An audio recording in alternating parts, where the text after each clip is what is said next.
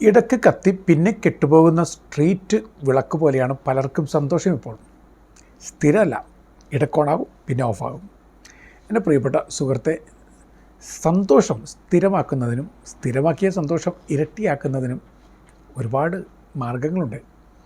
നിങ്ങളുടെ സന്തോഷം സ്ഥിരമാക്കി ഇരട്ടിയാക്കുന്നതിന് 5 കാര്യങ്ങൾ നമുക്കൊന്ന് സന്തോഷത്തോടു കൂടി സ്നേഹത്തോടു കൂടി ധ്യാനിക്കാം. ഒന്നാമത്തെ കാര്യം, അതിരാവിലെ ഉണരുന്ന ശീലം. ഇപ്പോൾ വന്ന് എപ്പോഴെങ്കിലും ഉറങ്ങി എപ്പോഴെങ്കിലും ഉണരുന്ന ശീലം വരുന്നുണ്ട്. ആ ശീലം നിങ്ങളുടെ സന്തോഷത്തെ വല്ലാതെ കെടുത്തിക്കളയുന്നു എന്ന് ശരീരശാസ്ത്രവും ബയോളജിയും പഠിച്ചവർക്കൊക്കെ വ്യക്തമായിട്ട് മനസ്സിലാകുന്നുണ്ട്. കാരണം നിങ്ങളുടെ ബയോളജി ക്ലോക്ക് തന്നെ വല്ലാത്ത ഒരവസ്ഥയിലേക്ക് എത്തിച്ചേരും. ഒരു കൃത്യതയില്ല, ഒരു വ്യക്തതയുമില്ല. ശരീരം മൊത്തത്തിൽ ഏതോ ഒരു അക്രമ വഴിയിലൂടെ നടന്നു പോകുമ്പോൾ അതിൻ്റെ റിസൾട്ട് അസന്തുഷ്ടിയാണ്. അതുകൊണ്ട് സന്തോഷം ആഗ്രഹിക്കുന്നവർ, എൻ്റെ പ്രിയപ്പെട്ട സുഹൃത്തെ, നേരത്തെ ഉണരുക. നേരത്തെ ഉണർന്നു കഴിഞ്ഞാലുള്ള ഗുണങ്ങൾ എന്തൊക്കെയാണ്? പുലരിത്തു മഞ്ഞിൽ പുഞ്ചിരിയിട്ടു പ്രപഞ്ചം എന്ന് തുടങ്ങുന്നൊരവസ്ഥയൊക്കെയുണ്ട്. ഈ പ്രപഞ്ചത്തിൻ്റെ സൗന്ദര്യം ഒന്ന് കാണാനായിട്ട് ഇടയ്ക്കൊന്ന് കണ്ണു തുറക്കുന്നത് വളരെ നല്ലതല്ലേ? ഒന്നാമത്തെ കാര്യം. 2, നിങ്ങൾ അല്പം നേരത്തെ ഉണരുകയാണെങ്കിൽ ഹറി ബറി ലൈഫ് എന്ന അവസ്ഥ മാറിക്കിട്ടും.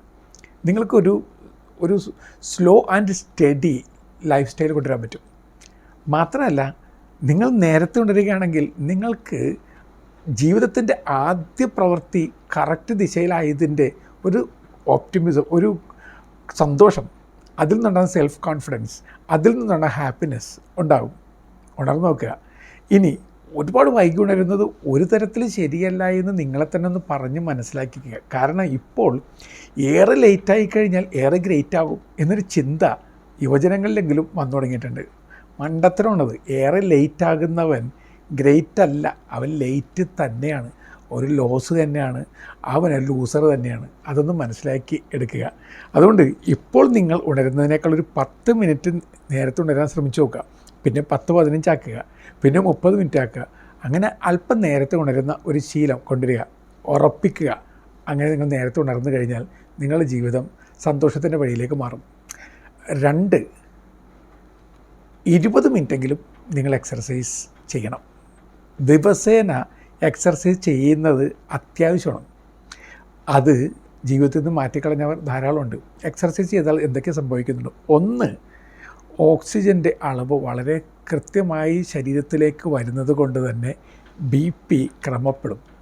നിങ്ങളുടെ ശരീരം കുറച്ചുകൂടി ശുദ്ധമായി മാറും. നിങ്ങളുടെ ത്വക്ക് കുറച്ചുകൂടി സ്നിഗ്ധമായിട്ട് മാറും. നിങ്ങളുടെ ഓവറോൾ ഹെൽത്ത് തീർച്ചയായിട്ടും ഇമ്പ്രൂവ്ഡ് ആവും. അപ്പോൾ നിങ്ങൾക്ക് കോൺഫിഡൻസ് കൂടും. നിങ്ങൾക്ക് സെൻസ് ഓഫ് അക്കംപ്ലിഷ്മെൻറ്റ് വരും. നിങ്ങൾക്ക് നിങ്ങളെക്കുറിച്ചൊരു മതിപ്പ് തോന്നും. ഫോക്കസ് കൂടും, അറ്റൻഷൻ കൂടും, നിങ്ങളുടെ സെൻസ് ഓഫ് ഡിറക്ഷൻ കൂടും. മൊത്തത്തിൽ എക്സർസൈസിലൂടെ നിങ്ങൾ നിങ്ങളെ തന്നെ വീണ്ടും പുനർജനിപ്പിക്കുകയാണ്. അപ്പോൾ 20 മിനിറ്റെങ്കിലും ഒരാൾ ഒരു ദിവസം എക്സർസൈസ് ചെയ്തിരിക്കണം. ഇനി ഒരു തരത്തിലും എക്സർസൈസ് ചെയ്യാതെ കൗച്ച് പൊട്ടറ്റോ ആയിട്ട് നിങ്ങളിങ്ങനെ തടി തൂങ്ങി കിടക്കുകയാണെങ്കിൽ, പ്രിയപ്പെട്ട ചങ്ങാതി, ഗെറ്റപ്പ്, എഴുന്നേക്ക്. എന്നിട്ട് സ്റ്റാർട്ട് ചെയ്യുക. ഒരു 10 മിനിറ്റെങ്കിലും തുടങ്ങി വെക്കുക എക്സർസൈസ്. നിങ്ങളുടെ ജീവിതം ഡ്രാമാറ്റിക്കായിട്ട് മാറും.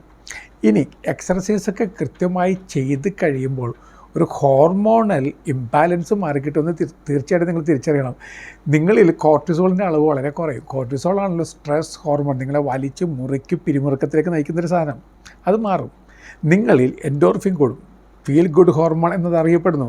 ഡോപ്പാമിൻ, നിങ്ങളെ വളരെ ഹാപ്പിയാക്കുന്ന ഹോർമോണത്. ഓക്സിറ്റോസിൻ, നിങ്ങളെ വളരെ ലവിങ് ആക്കുന്ന ഹോർമോണാണത്. ഇതെല്ലാം നിങ്ങളുടെ ജീവിതത്തിലേക്ക് തിരികെ വരും. അതുകൊണ്ട് എൻ്റെ പ്രിയപ്പെട്ട ചങ്ങാതി, എല്ലാ ദിവസവും 20 മിനിറ്റെങ്കിലും നിങ്ങൾ എക്സർസൈസ് ചെയ്തേ തീരും. 3, ഹാപ്പിനെസ് ഇരട്ടിക്കണമോ? നിങ്ങൾ സ്ഥിരമായിട്ട് ധ്യാനിക്കുക, പ്രാർത്ഥിക്കുക. ഞാനൊരു കത്തോലിക്ക പുരോഹിതനായതുകൊണ്ട് മാത്രമല്ല പ്രാർത്ഥിക്കണം എന്ന് പറഞ്ഞുകൊണ്ടിരിക്കുന്നത്.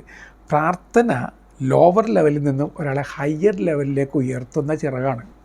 ലോവർ ലെവലിൽ നിന്നും ഹയർ ലെവലിലേക്ക്, ഒരാളുടെ ലിമിറ്റഡ്നെസ്സിൽ നിന്നും അൺലിമിറ്റഡ്നെസ്സിലേക്ക്, ഇംപെർഫെക്ഷനിൽ നിന്നും പെർഫെക്ഷനിലേക്ക്, അയാളുടെ നെഗറ്റീവിൽ നിന്നും പോസിറ്റീവിലേക്ക്, മൈനസിൽ നിന്നും പ്ലസ്സിലേക്ക് ഉയർത്തുന്ന ഒന്നാണ് മെഡിറ്റേഷൻ, പ്രാർത്ഥന.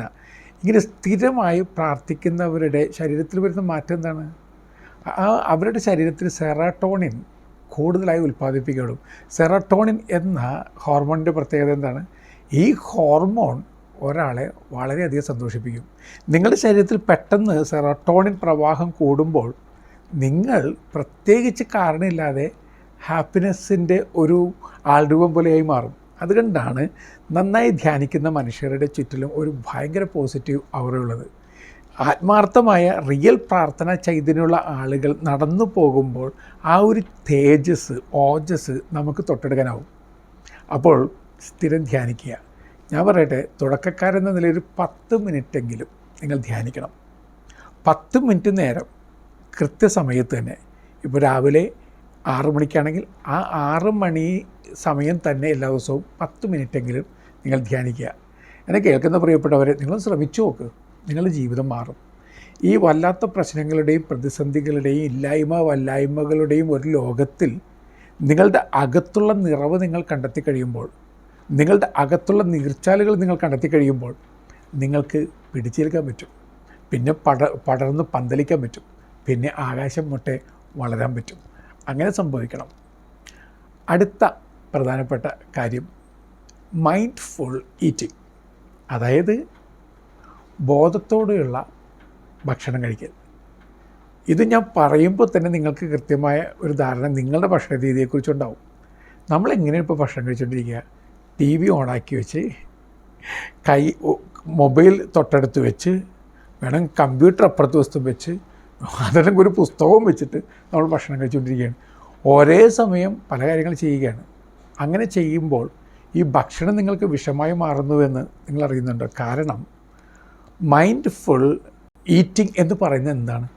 ഭക്ഷണമെടുത്ത് അതിൻ്റെ ഓരോ അംശവും ആസ്വദിച്ച് കഴിക്കുക എന്നുള്ളതാണ്. അങ്ങനെ ചെയ്യുമ്പോൾ മാത്രമാണ് നിങ്ങളുടെ ശരീരത്തിൻ്റെ പോഷകമായിട്ട് യഥാർത്ഥ അർത്ഥത്തിൽ ആ ഭക്ഷണം മാറുന്നത്. നിങ്ങളൊരു ബോധമില്ലാതെ വെട്ടി വിഴുങ്ങി ഇര വിഴുങ്ങുന്ന പോലെ വിഴുങ്ങുമ്പോൾ അങ്ങനെ വിഴുങ്ങപ്പെടുന്ന ഇരയെ സൂക്ഷിച്ച് പെട്ടെന്ന് പോഷകാംശമാക്കി മാറ്റാൻ ബോഡിക്ക് അത്ര വലിയ കഴിവൊന്നുമില്ല. നിങ്ങളുടെ മൈൻഡിൻ്റെ ബോധാവസ്ഥ കൂടി ആ ഒരു പ്രോസസ്സിൽ വേണം. അല്ലെങ്കിൽ ഞാൻ നേരത്തെ പറഞ്ഞതുപോലെ കെട്ടിക്കിടക്കുന്നത് എന്തും വിഷമായി മാറാം, കെട്ട വെള്ളം ആയി കെട്ടിക്കിടക്കുന്നത് മാറാം എന്ന അവസ്ഥ നിങ്ങളുടെ ശരീരത്തിലും വരും. അതുകൊണ്ട് മൈൻഡ്ഫുൾ ഈറ്റിംഗ് ഒരു ശീലമാക്കി മാറ്റുക. നല്ല ഭക്ഷണം സ്കിപ്പാക്കരുത്. ഒരു നേരവും ഭക്ഷണം വേണ്ടാന്ന് വെക്കരുത്. കാരണം അത് നല്ലതല്ല ശരീരത്തിന്. ഭക്ഷണം കൃത്യമായി കഴിക്കുക, കഴിക്കുന്നത് ബോധത്തോടു കൂടി കഴിക്കുക. ഇനി ബോധത്തോട് ഭക്ഷണം കഴിക്കുകയാണെങ്കിൽ സന്തോഷം ഇരട്ടിക്കുന്നത് എങ്ങനെയാണ്? അതായത് ഒന്ന്, നിങ്ങൾ ആ ഭക്ഷണം വളരെ സന്തോഷത്തോടെ ആസ്വദിക്കുന്ന ആളാളെ മാറും. ഇത്രയും നാൾ തോന്നാത്തൊരു ടേസ്റ്റ് നിങ്ങൾക്ക് തോന്നും. ഇത്രയും നാൾ തോന്നാത്തൊരു ആസ്വാദ്യത നിങ്ങൾ അനുഭവിക്കുകയാണ്. പണ്ട് ഒരു സെൻ മാസ്റ്റർ മരിക്കാൻ കിടക്കുകയാണ്. ആളുകൾ ചുറ്റിലും കൂടി അദ്ദേഹത്തിൻ്റെ അന്ത്യമൊഴികൾ അവർക്ക് എഴുതിയെടുക്കണം. അത് വളരെ പ്രധാനപ്പെട്ട കാര്യമാണ്. അദ്ദേഹം അവസാനമായിട്ട് എന്താ പറഞ്ഞത്? ഒരു കേക്കുണ്ടോ, ഒരു കഷ്ണം കേക്കുണ്ടോ എന്നാണ് ചോദിക്കുന്നത്. അവരമ്പരന്നു. പെട്ടെന്ന് തന്നെ കേക്ക് കൊണ്ടുവന്നു. ആ കേക്ക് എടുത്തു, ഓരോ തരിയും ഭക്ഷിക്കുന്ന മട്ടിൽ, ആസ്വദിക്കുന്ന മട്ടിൽ അദ്ദേഹം കഴിച്ചു. അതിനുശേഷം സംതൃപ്തിയോട് പറഞ്ഞു, the cake is delicious. Cake വളരെ രുചികരമാണ്. അതായത് സന്ദേശം. അതായത് ജീവിതത്തിൻ്റെ ഓരോ അംശവും ഓരോ നിമിഷത്തിലും ആസ്വദിക്കുക. ബോധത്തോടുകൂടി, അർത്ഥത്തോടുകൂടി, സന്തോഷത്തോടുകൂടി ആസ്വദിക്കുക. അതാണ് സന്തോഷമാർഗം. അപ്പോൾ ഈ ഒരു സന്ദേശമാണ് ഇദ്ദേഹം നൽകിയത്. അതുകൊണ്ട് എൻ്റെ പ്രിയപ്പെട്ടവരെ, അടുത്ത ദിവസം നിങ്ങൾ ഭക്ഷണം കഴിക്കാനിരിക്കുമ്പോൾ ഓരോ ഭക്ഷണവും കൃത്യതയോടെ, ഒരു സന്തോഷത്തോടെ, സ്നേഹത്തോടെ, നന്ദിയോടെ കഴിക്കുക. നന്ദി പറയണം. ആ ഭക്ഷ്യ വിഭവം ഉണ്ടാക്കിയത് ആരായിരിക്കാം?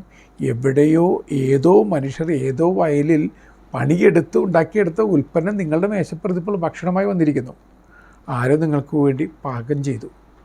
ആരോ അതിൽ പല പല രസക്കൂട്ടുകൾ ചേർത്തു. ആ രസക്കൂട്ടുകൾ ആരാണ് നിർമ്മിച്ചത്? നമുക്കറിഞ്ഞുകൂടാ. ആരൊക്കെ എവിടേക്കും നിർമ്മിച്ചു. എത്ര പേർക്ക് നന്ദി പറയണം. നിങ്ങളുടെ അന്നത്തിന് മുമ്പിൽ കൈകൂപ്പി നിന്ന് ദൈവത്തെ ഓർക്കണം. പിന്നെ ദൈവമായി അവതരിച്ച മനുഷ്യരെയൊക്കെ ഓർക്കണം. എന്നിട്ട് വേണം ഭക്ഷണം കഴിക്കാൻ. അങ്ങനെയൊക്കെ നിങ്ങൾ ഭക്ഷണം കഴിക്കുകയാണെങ്കിൽ എന്തൊരു സന്തോഷമായിരിക്കും, എന്തൊരു സമാധാനമായിരിക്കും.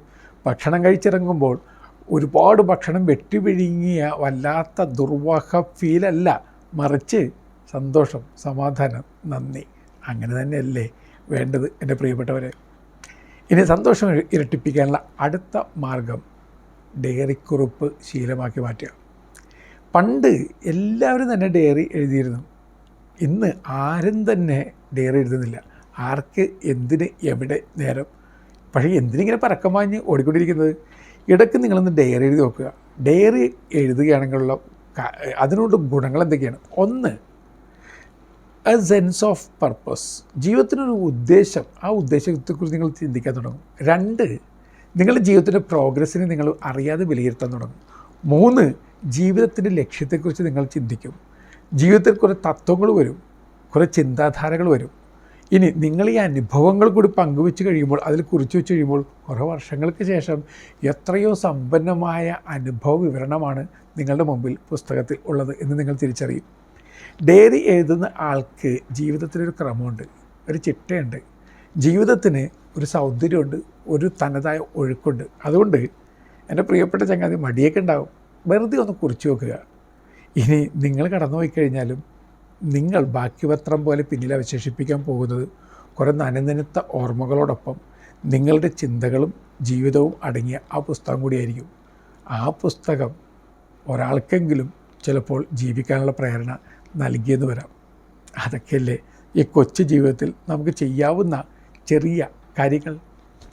സന്തോഷം ഇരട്ടിപ്പിക്കണമോ? അടുത്തൊരു കാര്യം ശ്രദ്ധയോടുകൂടി കേട്ട് പ്രാവർത്തികമാക്കുക. നിങ്ങൾ TV, കമ്പ്യൂട്ടർ, മൊബൈൽ എന്നിവയുടെ മുമ്പിൽ തപസ്സിരിക്കുന്ന സമയം ഒന്ന് കുറക്കുക. ഇത് ഞാൻ പറയുമ്പോൾ നിങ്ങൾ എന്നോട് പറയും, ഞങ്ങൾ താങ്കളെ തന്നെ ശ്രവിക്കുന്നത് മൊബൈലിലൂടെയോ TV-യിലൂടെയാണല്ലോ. ഞാൻ പറഞ്ഞത് ഇതെല്ലാം മാറ്റി വെക്കണമെന്നല്ല.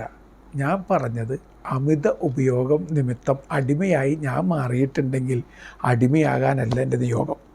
അതുകൊണ്ട് തന്നെ ഞാനത് മാറ്റിവെക്കണം. മാറ്റിവെക്കണം എന്ന് പറയുമ്പോൾ പൂർണ്ണമായി മാറ്റിവെക്കണം എന്നല്ല, കുറച്ച് സമയമെങ്കിലും മറ്റ് കാര്യങ്ങൾക്കൊണ്ട് ഉപയോഗിക്കുന്ന വിധത്തിൽ ലിമിറ്റഡ് ആക്കണം. വേണ്ടാന്ന് വെക്കലല്ല, ലിമിറ്റഡ് ആക്കലാണ് നമ്മുടെ ജീവിതത്തിൽ വേണ്ടത്. അല്ലെങ്കിൽ തന്നെ ഇത്രയ്ക്കേറെ സമയം ചീറ്റിങ്ങായിട്ടിരിക്കേണ്ട ആവശ്യമുണ്ടോ? ഇത്രയ്ക്കേറെ സമയം നമ്മളിങ്ങനെ ഒരു സൈറ്റിൽ നിന്ന് മറ്റൊരു സൈറ്റിലേക്ക് പാഞ്ഞുകൊണ്ടിരിക്കേണ്ട ആവശ്യമുണ്ടോ? ഇത്രയ്ക്കേറെ സമയം സീരിയലുകളുടെ വെള്ളപ്പൊക്കത്തിൽ വെറുതെ അലഞ്ഞടക്കേണ്ട ആവശ്യമുണ്ടോ? അതുകൊണ്ട് limit your screen time. You will have plenty of time to be with your family, to be with the nature, to be with God. അങ്ങനെയാണെങ്കിൽ അതും ഒന്ന് ട്രൈ ചെയ്യുന്നത് വളരെ നല്ലതായിരിക്കും. അടുത്ത ഒരു സന്തോഷത്തിൻ്റെ ശീലം, നിങ്ങൾ വല്ലാതെ ബോറടിച്ച് വല്ലാതെ മുരടിച്ച് സങ്കടപ്പെട്ടിരിക്കുന്ന ആളാണെങ്കിൽ get out of your dark room. നിങ്ങൾ ഇരുട്ടുപുറത്ത് പുറത്തേക്ക് പോവുക, പ്രപഞ്ചത്തിലേക്ക് വരിക. മണ്ണുമായിട്ടും ആകാശമായിട്ടും പുഴയായിട്ടും കിളികളായിട്ടും പൂക്കളായിട്ടൊക്കെ ഒരു ബന്ധം സ്ഥാപിക്കുക. റീവയറിങ് വിത്ത് നേച്ചറുമായിട്ട് വീണ്ടും ഒരു അനുരൂപനം സംഭവിക്കണം. അത് സംഭവിച്ചു കഴിയുമ്പോൾ നിങ്ങൾ ഹാപ്പി ആയിരിക്കും. എൻ്റെ പ്രിയപ്പെട്ടവർ, ഏറ്റവും ദുഃഖിച്ചിരിക്കുന്ന സമയത്ത് വിശാലമായ ആകാശം നോക്കിക്കഴിഞ്ഞാൽ മനസ്സ് വിശാലമാകും, സന്തോഷം ഉണ്ടാകുമെന്ന് മനഃശാസ്ത്രം പറഞ്ഞു തരുന്നുണ്ട്. അതുപോലെ തന്നെ ഒഴുകുന്ന പുഴയിലേക്ക് നോക്കിക്കഴിഞ്ഞാൽ നിങ്ങളുടെ ദുഃഖങ്ങളൊക്കെ ഒഴുകിപ്പോകുന്ന ഒരു സ്വാഭാവിക മാറ്റം നിങ്ങളറിയാതെ തന്നെ നിങ്ങളുണ്ടാവും എന്ന് മനഃശാസ്ത്രം പറഞ്ഞു തരുന്നുണ്ട്. പിന്നെ കാറ്റിൻ്റെ തലോടലേറ്റും പൂവിനെ തലോടിയും ഒക്കെ നിങ്ങൾ നടക്കുമ്പോൾ അറിയാതെ നിങ്ങൾ നിങ്ങളുടെ ഭാരം വെടിയാൻ പഠിച്ചെടുക്കുന്നു. അങ്ങനെയൊക്കെ സംഭവിച്ചു കഴിയുമ്പോൾ നമ്മുടെ ജീവിതം കുറച്ചുകൂടി സുന്ദരമാകില്ലേ? എൻ്റെ പ്രിയപ്പെട്ട ചങ്ങാതി, നമ്മൾ ഈ ലോകത്തിലേക്ക് കുറച്ച് നാളത്തേക്ക് വന്നു. കുറച്ച് നാൾ കഴിഞ്ഞ് നമ്മളൊക്കെ മടങ്ങിപ്പോവും. ആ മടക്ക യാത്രയ്ക്ക് മുമ്പ് ജീവിതം ഒന്ന് ആസ്വദിക്കുക, സന്തോഷിക്കുക, സമാധാനത്തിൽ ജീവിക്കുക. അങ്ങനെ മുന്നോട്ട് പോകാൻ ദൈവം നിങ്ങളെ അനുഗ്രഹിക്കട്ടെ. ഇരട്ടിയാക്കുക നിങ്ങളുടെ സന്തോഷം. നല്ല യാത്ര നേരുന്നു.